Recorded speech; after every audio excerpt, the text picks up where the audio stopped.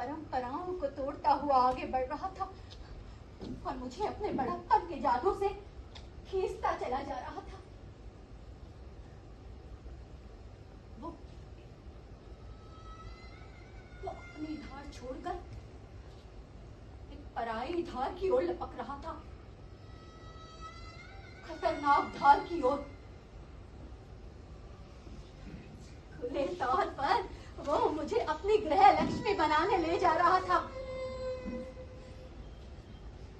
वहां उस घटना दुर्घटना के दो ही साक्षी थे, एक मेरी माँ और एक वो गाय जिसकी पूंछ पकड़कर वीर सिंह ने मेरे मरे हुए बाप का सारा कर्जा माफ कर दिया। लेकिन वहां गाय के कान में ये कहने कोई ब्राह्मण नहीं आया कि हे माता, वीर सिंह रखी के हाथ के बदले ज्ञानों का सारा कर्जा माफ कर रहा है।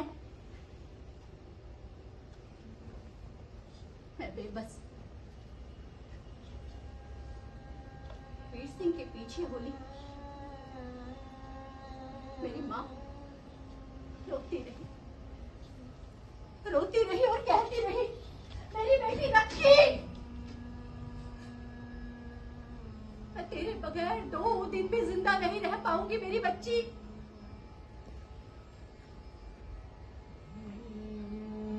सचमुच हुआ भी ऐसा ही।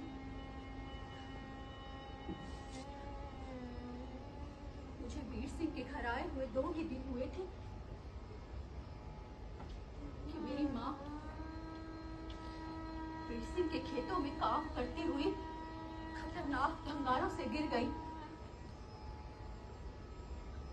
उसके शरीर के 2 टुकड़े हो गए थे। दाह संस्कार करने के लिए दूर दराज से मेरे भाई बंधुओं को, मेरे रिश्तेदारों को बुलाया गया। वीर सिंह ने दाह संस्कार का सारा खर्चा उठाया और मेरी मरी हुई मां के सूखे शरीर को अपना कंधा नहीं दिया।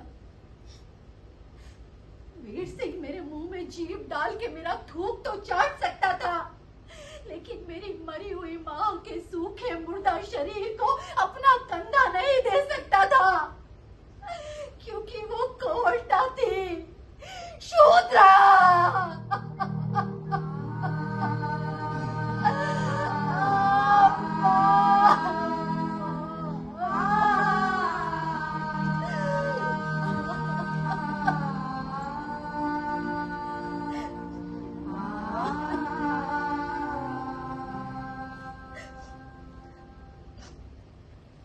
माँ मरी तो मेरी तो दुनिया ही बदल गई। वीर सिंह के भाइयों ने उसे अपने आप से जुदा कर दिया। मैं और वीर सिंह एक अलग घर में रहने लगे। वीर सिंह कहता था वो मेरे लिए सारी दुनिया छोड़ सकता है, लेकिन मुझे अपने आप से कभी जुदा नहीं करेगा। उन दिनों हमारी बिरादरी की औरतों की खरीद फरोख्त आसानी से हो जाया करती थी। दलाल लोग उन्हें ले जाकर हिंदुस्तान के कई आलीशान कोठों में बेच देते। कि जवान होती तो उसकी कीमत ज्यादा मिलती, और कुंवारी होती तो और भी ज्यादा। कोठों का यही कायदा है। हसमुख धर्मा मेरे सामने खड़ा था।